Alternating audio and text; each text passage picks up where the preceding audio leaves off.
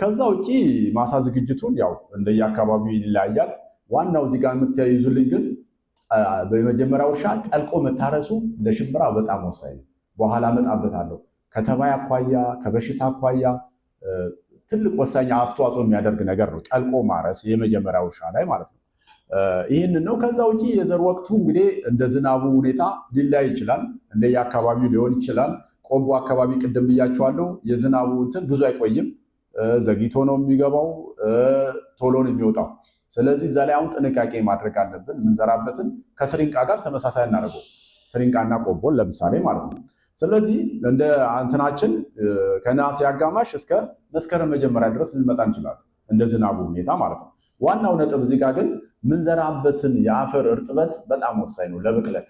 አፈሩ ንሽ በሚባል ደረጃ ሊሆን ይገባል። አፈሩን እንደዚህ ይዘን ስንበትን ስንለቀው እጃችን ላይ ጭቃ ካለ ያ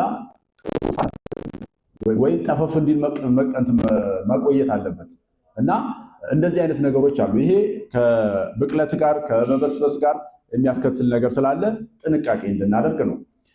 እንግዲህ የሚገጥመን ነገር አለ። አሁን ሽምብራን መዝራት ከሚገባን ጊዜ ቀድመን ብንዘራ ምንድን ነው የሚገጥመን? አሁን አንዳንዴ ቅድም አሁን ዶክተር ስዩም የኤልኒኖ የሚባል ክስተት ዘንድሮ እንደሚኖር በዛም ምክንያት የዝናብ ስርጭቱ ቆይታው ብዙ ችግሮች ይመጡ ይችላሉ። ይህንን ሰግተን ቀድመን ስንዘራ ለምሳሌ የመጋሸብ ነገር እኛ እንዳሰብነው ባይሆን ለምሳሌ ዝናቡ እንደታሰበው ካለ የመጋሸብ ነገር ይኖራል። በተለይ ደግሞ ቀዩ ሽምብራ ከሆነ ይሄ ሽምብራ ምች በሽታ የመጠቃት እድሉ ሊኖር ይችላል። ይሄ ለሌላም ጊዜ አሁን ለዘንድሮ ለኤልኒኖ ብቻ ሳይሆን ለሌላም ጊዜ ሽምብራ መዝራት በሚገባን ሰዓት ቀድመን በመዝራታችን የሚከሰት ነው። ዘግይተን ስንዘራም ችግር ይገጥመናል። የብቅለት ችግር ይገጥመናል። እድገት ውስንነት ይመጣል። እንደዚሁ ደግሞ ለመድረስ ብዙ ጊዜ ይወስድበታል። በኋላም ያለው እርጥበት አነስተኛ ስለሚሆንለት ዘሩ ትንንሽና ቀጫጫ የሆኑ ምርት የሚቀንስበት ሁኔታ ይኖራል ማለት ነው። ሽምብራ ስሪንቃ በመስኖ እየተዘራ ነው አይደል? ሽምብራ አለ። አንዳንድ አርሶ አደሮች የሚዘሩ አሉ እና በመስኖ እንዳውም አሁን መንግስት የጀመረው አለ የስንዴ በመስኖ ያንን ከሽምብራ ጋር የማፈራረቅ ጋር ቢተሳሰር የተሻለ ይሆናል እና በመስኖም ስንዘራ የራሱ የሆነ ጥንቃቄ ይፈልጋል። አሁን አንዳንዴ ቆቦ ምንድን ያየሁት የተወሰነው አርሶ አደር ሽምብራውን ዘርቶ በላዩ ላይ ውሃ ያፈሳል። የተወሰነው አርሶ አደር ደግሞ ቀድሞ ውሃውን ያፈስና እርጥበቱን ጠብቆ መልሶ ይዘራል። እንደዚህ አይነት ነገር አለ። ዋናው ነጥብ ግን ቅድም ላልኳችሁ ንሽ የሚባለው ደረጃ ለመስኖም የግድ ነው እና ይሄም የራሱ የሆነ የብቅለት ችግር ይገጥመዋል። የበቀሉትም በስራ በስብስ ሊጠቃ ይችላል በትክክለኛው ሰዓት እንትን ካላልን ማለት ነው። ከዛ ውጪ ቅድም ቀዝቃዛማ ሁኔታ አየር ንብረት የሚፈልግ ነው ብያቸዋለሁ። በመስኖ የምናመርት ከሆነ ይሄ የሙቀቱ ጊዜ ከመምጣቱ በፊት አስበን መሆን አለበት መዝራት ያለብን ማለት ነው እና አሁን ቆቦ አካባቢ ቆቦ በብዛት ምሳሌ የሚሰጠው ሰፊ ተሞክሮ ስላለን በኋላ አሳያቸዋለሁ በመስኖ ማለት ነው እና ከጥቅምት አጋማሽ እስከ ህዳር አጋማሽ ተዘርቶ ማለቅ አለበት ሽምብራ ማለት ነው። ያንን ጊዜ ካለፍን ይሄ የካቲት በኋላ የሚመጣው ሙቀት ይመጣና አበባው እንዲራገፍ ነው የሚያደርገው እና ከምርት ውጭ ይሆናል እና የዚህ ላይም ጥንቃቄ እንድናደርግ ነው። እንግዲህ ይህንን ካደረግን በኋላ ዘሩ መምረጥ አለብን። ምርጥ ዘር መጠቀምን ትኩረት ማድረግ ደግሞ ይገባል።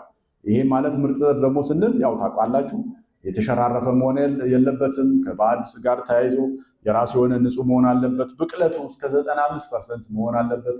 እነዚህ ከግምት ሊገቡ ይገባል ማለት ነው። ሌላ የዘር መጠንም ትልቅ ጥንቃቄ ይፈልጋል። አሁን እንግዲህ አርሶ አደሩ በአብዛኛው በብተና ነው የሚዘራው። በብተና ግን ያው አይመከርም። በብተና ብንዘራ ለምሳሌ ቀዩን ሽምብራ ከ80 እስከ 100 ኪሎ ግራም ድረስ የዘር መጠን ያስፈልጋል በአንድ ሄክታር ወይም ደግሞ በ8 ጥማር ነው የሚባሉ በሄክታር እንደዛ ነዋል። በመስመር ብንዘራ ከሆነ ግን ከ65 እስከ 80 ኪሎ ግራም ሊበቃን ይችላል። በመስመር መዝራት ሌሎችም ጥቅሞች አሉት። የዘር መጠን የምርት ወጪ ይቀንሳል። ከዛም ባሻገር አረም ለማረም ምናልባት ወደፊት ምንረጭም ከሆነ ለኬሚካል ርጭት ሁሉ በጣም በመስመር መስራት አዋጭ ነው። ነጩ ጋር ስንመጣ በመስመር ማነው በብተና ከሆነ ከ110 እስከ 115 ኪሎ ግራም ዘር ያስፈልገናል በ8 ጥማድ ወይም በአንድ ሄክታር። በመስመር ምንዘራ ደግሞ ከሆነ ከ90 እስከ 100 ኪሎ ግራም ሊበቃን ይችላል። እና ይሄም እንግዲህ ልዩነቱን አያችሁት አይደል? እና ይሄንን ታሳቢ እንድናደርግ ነው እንግዲህ በመስመር ስንዘራ በዚህ መልክ ጽድት ያለ ማሳ መሆን አለበት። አረም መኖር የለበትም። መስመሩን ጠብቆ ለመዝራት መሞከር ይኖርብናል ማለት ነው። እዚህ ጋር የምታዩት የውጭው ነው። ካናዳ የሚባል ሀገር እንዴት እንደሚያምር አያችሁታል። በመስመር ነው የሚዘሩት። ምንድነው ልዩነቱ? እነሱ እነዚህ የትራክተር መዝሪያ አላቸው። የሚያጭዱትም በትራክተር ነው። ኮምባይነር አላቸው። በዛ መልክ የተሻለ አለ። እኛም እንግዲህ ወደዚህ ለመሄድ መጀመሪያ ባለን ነገር መነሳት አለብን የሚለውን እና ወደዚህ መምጣት እንዳለብን እንድታስቡት ነው ያመጣሁት። ይሄንን ካልን ቅድም አንዱ ምርትና ምርታማነት የሚቀንሰው በሽታና ተባይ ነው ብያቸዋለሁ። ከዚህ ጋር ተያይዞ አድማሴ የሚባል ተመራማሪ አለን ከአዝርት ጥበቃ ጋር ተያይዞ እሱ የምታነሱት ነገር ካለ በሰፊው ከኔ በተሻለ ግንዛቤው ያለው ተመራማሪ ነው። እሱ ብዙ ነገር ሊላችሁ ይችላል እና እኔ አለፍ አለፍ ብዬ የተወሰኑትን ለማለት እሞክራለሁ። እንግዲህ ያው ሽምብራ በባህሪው የራሱ የሆነ ይሸፍናል አለ እያደገ ሲመጣ ቅርንጫፉ እና መቼ ነው እስከ ቡቃያ ደረጃ እያለ ነው በቃ ትንሽ ጊዜ ማረም ያለብን። ያውም ደግሞ ከ30 እስከ 60 ከበቀለ ከ30 እስከ 60 ባሉ ቀናቶች ውስጥ እስከ 2 ጊዜ ካረምን በቂ ነው። በቃ በራሱ ይከላከላል አረም ስለሚሸፍን ማለት ነው። እና ይህንን ማድረግ አለብን። አረሙን ችላ ባልን ቁጥር ለተባይ መተላለፊያ ለበሽታ መተላለፊያ የሚሆንበት ሁኔታ ይኖራል ማለት ነው። ከዛ ባሻገር በሽታዎች ላይ ነው ሽምብራ ላይ በሰፊው የሚከሰቱ ሌሎችም ብዙ በሽታዎች አሉ። ግን በአብዛኛው ከሽምብራ ማሳ ማናጣቸው በሽታዎች አሉ። ለምሳሌ የሽምብራ ምች ብያቸዋለሁ ቅድም፣ ወይም ደግሞ አብርቅ ይባላል። በእንግሊዝኛው አስኮካይታ ብላይት ይባላል። ይሄ በብዛት የቀዩ ሽምብራ ላይ በተለይ ትልቅ ችግር ነው። በኋላ አሳያቸዋለሁ። ከዛ ውጪ የሽምብራ ስር በሽታዎች አሉ። የስር አበስብስ፣ ስር አጠውልግ እና ስር አድርቅ የሚባሉ በቃ እነዚህ ቋሚ የሽምብራ በሽታዎች ናቸው እና ምርትና ምርታማነትን በከፍተኛ ሁኔታ የሚቀንሱ ማለት ነው።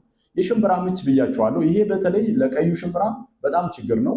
አሁን በቅርቡ ግን ምርምር ማዕከላት በሰፊ ጥናት ተደርጎ እሸቴ የሚባል የሽምብራ ዝርያ ወጥቷል። ቀይ እና በማንኛውም ሰዓት ብትዘሩት የአስኮካይታ የሚባለው ችግር አይገጥመውም እና እሱንም እንደዚህ አይነት ችግሩ በሚኖርባት አካባቢ ለምሳሌ ቆቦ ላይ በሐምሌ ልንዘራው እንችላለን። በቀጣይ ቆቦ ሐምሌ የሚዘራው እንግዲህ ጤፍ፣ ሌሎች ሰብሎች ነው።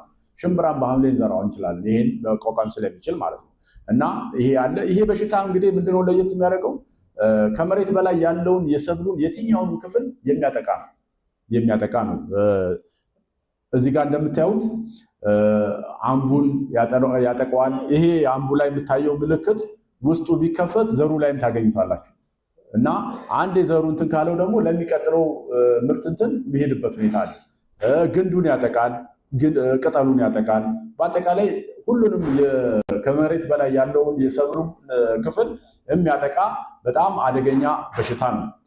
ነጮቹ ሽምብራዎች የመቋቋም ባህሪ ያላቸው በተፈጥሮ፣ ቀዩ ግን ችግር ነው። ነገር ግን አሁን እሸቴ የሚባል ዝርያ ተለቋል። መሰረት ያደረገው ይህን በሽታ መቋቋም፣ ምርታማነቱ ከሌሎቹ ቀይ ሽምብራ ያነሰ ሊሆን ይችላል። ይህም በሽታ ግን ችግር ካለባቸው አካባቢዎች ከዜሮ በቃ አርሶ አደሩ ባዶ እጁ እንዳይገባ አስተዋጽኦ አለው ማለት ነው። እንግዲህ በሽታው ሲከሰት በጣም ጥንቃቄና ክትትል ይፈልጋል። ከመስፋቱ በፊት የሚሰጡ የሚመከሩ ኬሚካሎች አሉ። እሱን ይኖራሉ። እንደ ማንኮዜም አይነት መጠቀም ሊኖር ይችላል ማለት ነው። ከዛ የሽምብራ ስር በሽታዎች ናቸው። ቅድም ብያቸዋለሁ። የስር አበስብስ፣ ስር አድርቅ፣ እነዚህ ሶስቱም የሚከሰቱበት ምክንያት የተለያየ ነው። ለምሳሌ ስር አበስብስን ብናይ በአብዛኛው ምንድነው ሙቀትና እርጥበት በመጠን በአፈር ውስጥ ከፍተኛ ሁኔታ ሲከሰት፣ ለምሳሌ ቀድመን ስንዘራ መስኖ ላይ ጭቃ ሆኖ እንደዛ እንትን ሲል እንደዚህ አይነት ችግር ሊገጥመን ይችላል። የስር መበስበስ ማለት ነው። እና ይሄ በምንድነው እንትን የምናደርገው? መሬቱን ጠልቆ ማረስ። አሁን መሬት ጠልቆ የሚታረስበት ጊዜ ከላይ አሁን በቡቃያ ደረጃ የስር መጠኑ ገና ነው፣ ወደ ውስጥ በና አልሄደም፣ እድገቱ ውስን ስለሆነ በዛ ሰዓት እዛ ስሩ የሚሽከረከርበት አካባቢ ውሃ የተኛ ከሆነ ለስር አበስብስ የሚጋለጥበት ሁኔታ ይኖራል። ጠልቀን ካረስን ግን እዛ ላይ አይተኛም፣ ታች ይሰርጋል። እያደገ ሲሄድ ሽምብራው ከዛ የሚስብበት ሁኔታ ይኖራል ማለት ነው። እና ይሄ ነው። ከዛ ውጪ ያው መሬቱ በሚታረስበት ወቅት እሱን እንዳልኳችሁ ነው፣ አፈራርቆ መዝራት ያስፈልጋል። እንግዲህ ከሌላው የሚለየው ገና በቡቃያ ደረጃ ነው የሚከሰተው ብያቸዋለሁ። ቀለሙ ቢጫ የመሆን ነገር ይኖራል። ያችን ስረቅላት በቀላሉ ስሯ ላይ በሰበሰችው ላይ ደግሞ አመድ የሚመስል ነጭ ነገር ታገኛላችሁ። ይሄ ስር አበስብስ ተብሎ በእንትን ይኖራል ማለት ነው። ከዛ ስር አድርቅ ነው። ይሄ ደግሞ ምንድነው በጣም ከፍተኛ የሆነ የሙቀት መጠን እየጨመረ በሚሄድ ሰዓት የሚከሰት ነው። ይሄም እንግዲህ ከእርሻ ጋር ይያያዝ ይችላል። ትክክለኛውን ዘር አሁን ዘግይተን ስንዘራ የሚከሰት ነው ይሄ ችግር። በዘር መዝራት በሚገባን ዘግይተን ስንዘራ የሚከሰት ነው። እንደዚህ እንደምታዩት ድርቅ የማድረግ ነገር ይኖራል ማለት ነው። ሌላው ስራ ጠውልግ ነው። ስራ ጠውልግ ደግሞ በአብዛኛው በአበባ ወቅት አንብ በሚመሰረትበት ወቅት በዛን ወቅት ነው በብዛት የሚከሰተው እና ይሄ ምንድነው ከሌላው የሚለየው የጠውለገውን ቆርጠን ስናይ ግንዱ ላይ ጥቁር ነገር ይፈጥራል። ያንን የግንዱን ክፍል ውሃና ንጥረ ነገር ወደ ቅጠሉ እንዳይሄድ የመዝጋት ባህሪ ይኖረው እና በዚህ ምክንያት የመጠውለግ ነገር ይኖራል። ምናልባት የሚነሱ ነገሮች ካሉ አድማሴ በሰፊው በኋላ ሊመጣ ይችላል። እንግዲህ ማሳ ላይ እንደዚህ ታገኙ ትችላላችሁ። እስከ አንብ ድረስ ሊሄድ ይችላል። አንብ መመስረት ግን ውስጡ ቢከፈት ዘሩ አንዳንዱ ባዶ ይሆናል። ካለም ደግሞ ቀጫጫ የሚሆንበት ሁኔታ ነው የሚኖረው ማለት ነው። እንግዲህ በሽታውን የሚቋቋሙ ዝርያዎች አሉ። እነሱን መጠቀም፣ ጠልቆ ማረስ አሁንም ለዚህ በጣም ወሳኝ ነው። ማፈራረቅ በተለይ አምና የተከሰተበት ማሳ ላይ ቢያንስ ለ3 ዓመት ድረስ ማራቅ አለብን። ያን ደግመን ላለመዝራት እንትን ላለ ማለት ነው። ከዛ ውጭ የሚመከሩ የተለያዩ ኬሚካሎች አሉ፣ እነሱን መጠቀም ነው። እንግዲህ ዋናው ግን ምንድነው ሽምብራ ላይ የተቀናጀ የሽምብራ በሽታ መከላከያ መንገዶች ላይ ትኩረት ማድረግ ያስፈልጋል። ኬሚካል ብቻውን መፍትሄ አይሆንም። እርሻ መታከል አለበት። የሚቋቋሙ ዝርያዎች አብረው መጣቀፍ አለባቸው እና እነዚህን ሁሉ ታሳቢ ያደረገ መሆን አለበት ማለት ነው። ከዛ ሽምብራ ትል ነው። የጓይ ትል የሚባል አለ። እንግዲህ ሽምብራ ካለበት ማሳ የሽምብራ ትል አይጠፋም። ይሄ ምንድነው አንዱ ጓይ ትል የሚባለው ነው። ይሄ ችላ ካልነው እስከ 80% ምርት ሊያወድም ይችላል፣ ሊያከስረን ይችላል እና ጥቃት የሚያደርሰው የራሱ የሆነ የእድገት ደረጃዎች አሉት። በኋላ እመጣበታለሁ። እጭ የሚባለው ደረጃ ላይ ነው በጣም ከፍተኛ ጉዳት የሚያደርሰው። ለዚህም እንግዲህ ቅድም ጠልቆ ማረስ ያልኳችኋል። ይሄ ለምሳሌ ደረጃዎቹ ነው። ቅጠሉ ላይ እንቁላል እንትን ይላል። እንቁላሉ ወደዚህ ወደ ትል ይቀየራል። ይሄ በትል ደረጃ ነው ጉዳት የሚያደርሰው። በዚህ በትል ደረጃ ቅጠሉን ይበላል፣ ግንዱን ይመጣል። ይህን እያደረገ ይቆይና አንብ ሲያወጣለት ወደ አንቡ ውስጥ ይገባል እና ቅድም እርሻ ጠልቀን ስናርስ ወደሚቀጥለው ዓመት ለመሸጋገር በዚህ ደረጃ ሆኖ አፈር ውስጥ ተደብቆ ነው የሚኖረው። ጠልቀን የምናርስ ከሆነ ይሄንን ለፀሐይ እናጋልጠዋለን፣ ወፎች ይለቅሙታል። ስለዚህ ወደሚቀጥለው ደረጃ ላይሄድ ይችላል ማለት ነው እና ይህንን አስተዋጽኦ አለው ማለት ነው። እንግዲህ ምንድነው ትሉ ስለተከሰተ ብቻ ደግሞ መርጨትም አለብን ማለት አይደለም። ምን ያህል ነው ጉዳቱ የሚለውን በደንብ አሰስ እንትን ማለት አለብን፣ ማየት አለብን። ማሳችንን ለመወሰን እንዲረዳል ማለት ነው እና ዋናው ግን ምንድንረጭ የሚያስገድደን ነገር ካለ ምንረጭበት ወቅት በጣም ወሳኝ ነው። አሁን ትሉ እንደዚህ እንደምታዩት መጠኑ አነስተኛ ነው አይደል? እዚህ አካባቢ በዚህ ደረጃ ምንረጭ ከሆነ በእነዚህ በትንሽ የኬሚካል ውህድ ማጥፋት እንችላለን ትሉ። ነገር ግን ችላ ብለን እንደዚህ ደረጃ ካደገ በኋላ ከሆነ ግን አዋጭ አይሆንም። ምክንያቱም በዚህ ደረጃ እዚህ ውስጥ አንብ ውስጥ ይገባና ይደበቃል። ብንረጭም አያገኘውም። ስለዚህ ኬሚካልም አውጥተን ትሉንም ሳንከላከል እንትን የሚሆንበት ሁኔታ ይኖራል ማለት ነው። ስለዚህ ትክክለኛ ሰዓት የምንረጭበት ሁኔታ መኖር አለበት ማለት ነው። ሌላው ይሄ ጅቦ የሚባለው ነው። በእርግጥ ይሄ ቆላማ አካባቢ ብዙ የለም ያስባለሁ። ደጋማ አካባቢ ትልቅ ችግር ነው። እንደዚህ ግንዱን ይቆርጥና የመምጠጥ ባህሪ ያለው ይሄ ሙሉ ለሙሉ 100% ምርት የሚያወድም ነው እና ጅቦ የተባለበት ዋናው እንትን ምንድነው? ቀን ብትሄዱ አታዩትም፣ ማሳ ውስጥ አይታይም። ማታ ነው ወጥቶ እንደዚህ የሚበላው። ለመርጨትም ከተፈለገ ምሽት ላይና ማለዳ ላይ መሆን አለበት እሱን ለማግኘት ማለት ነው። አለዛ 3 ሰዓት 4 ሰዓት ብንሄድ አናገኝም።